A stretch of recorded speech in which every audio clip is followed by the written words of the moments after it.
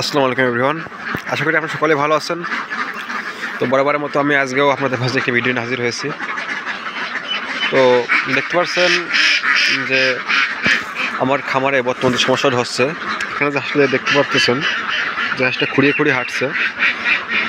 এর কারণটাকে বুঝলাম না। আমি আসলে গত 3 দিন যাবত আপনার ভিটামিন B1, B2, B6 যে ডোজটা আমি কমপ্লিট করেছি। তারপরেও কিন্তু আপনার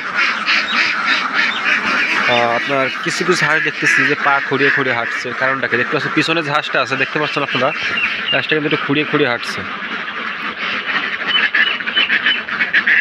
এর কারণটাকে বুঝলাম না আমি। ডিমটা এখান থেকে আমার নিয়ে যেতে হবে।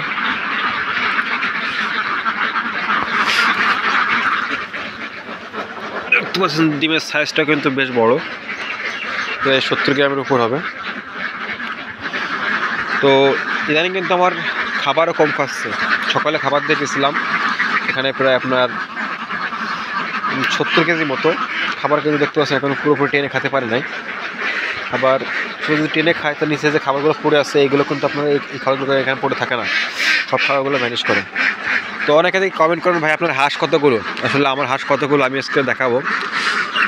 এখানে কিন্তু আমার বর্তমান যে হাঁস আছে এখানে আছে আমার আপনার 1000। এই সেটটা দেখতে পাচ্ছেন, সেটার মধ্যে আপনি ঘুরে আসি। এখানে 1000 হাঁস। আর আমার এই সেটা কিন্তু দেখুন বালি দেওয়া আছে, দেখতে পাচ্ছেন যে সব বালি দেওয়া।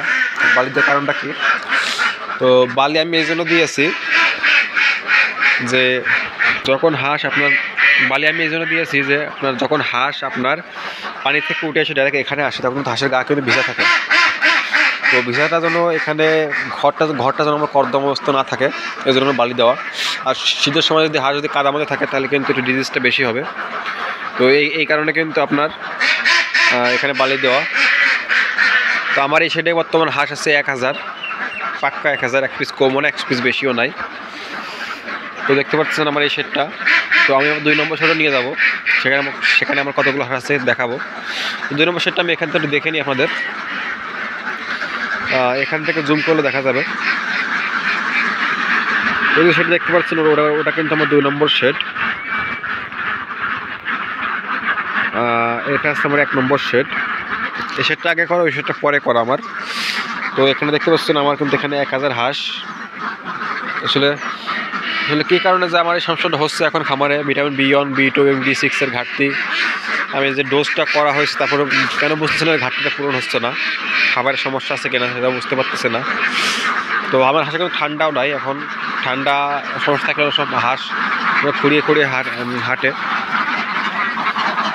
তো এই জন্য আমি ডাক্তারকে ফোন দিয়েছিলাম, ডাক্তার বললো যে আগামীকাল আসবে।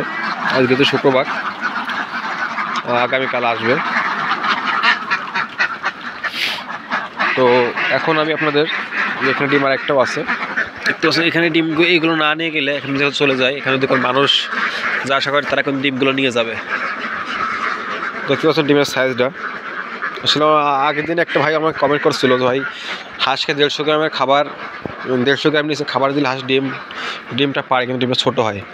দেখতে পাচ্ছেন আমার এখানে ডিম আছে, ডিমগুলো সবই কিন্তু আমার প্রত্যেকটা হাঁসের কিন্তু আমার 130 গ্রাম করে হিসাব করে খাওয়ানো। আমরা যে কয় পিস হাঁস সেই কয় পিস হিসাব করে আপনার 130 গ্রাম করে খাবার দেওয়া। আমি কিন্তু আমার ডিমও এখন প্রায় আপনার 82% প্রোডাকশন পাচ্ছি। তো আমি ভাইকে বলতে চাই, যদি আপনি সেটার নামটা আমার মনে নাই, তার জিমেলটার নাম মনে নাই, আমি তাকে বলতে চাই যদি আপনি সঠিক খাবার এবং গুণগত মানসম্পন্ন খাবার যদি 130 গ্রাম খাবারই দেন তাহলে কিন্তু আপনার 130 গ্রাম খাবার খেয়ে কিন্তু ডিমের ওজন ভালোই আসবে, খারাপ আসবে না, মোটামুটি ভালোই আসবে। যদি আপনি ধান, গম, কুড়া, চাউল এগুলো দেন কিংবা কোন দেন তাহলে কিন্তু আপনার 150 গ্রাম খাবারই লাগবে। এটা হচ্ছে মূলত কথা। তো এখন আমি আপনাদের আমার ওই সাইডে নিয়ে যাব। তো দেখতে পাচ্ছেন এটি কিন্তু আমার 2 নম্বর শেড। আমি এখান থেকে 1 নম্বর শেডটা আপনাদের একটু জুম করে দেখাই। ওটা হচ্ছে আমার 1 নম্বর শেড। ওখানে 1000 হাঁস আছে এবং এখানে আপনার হচ্ছে হলো কত পিস হাঁস আছে আমি দেখাচ্ছি আপনাদের। এটা আমার 2 নম্বর শেড। তো এটাই হচ্ছে আমার 2 নম্বর শেড। এখানে আমার বর্তমান হাঁস আছে 450 পিস। এর আগে কিন্তু আমি এই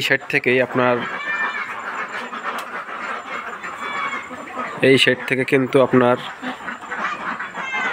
900 প্লাস হাঁস বিক্রি করেছি।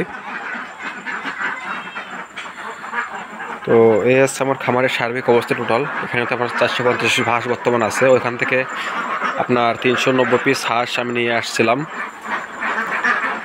আর আমার বাড়তি কিছু হাঁস ছিল আরেক সাইডে, সেগুলো কিন্তু আমি অ্যাড করেছি। ওভারঅল আমার খামারের অবস্থা এই। এখান থেকে কিন্তু আমি বেশ ভালো প্রোডাকশন পাচ্ছি। তো ধন্যবাদ সবাইকে। আশা করি সবাই ভালো থাকবেন, আমার জন্য দোয়া করবেন। আমি আপনাদের জন্য দোয়া করব, আল্লাহ যেন আপনাদের সবাইকে সুস্থ সবল রাখুক। এই বলে ভিডিও শেষ করতেছি। আসসালামু আলাইকুম।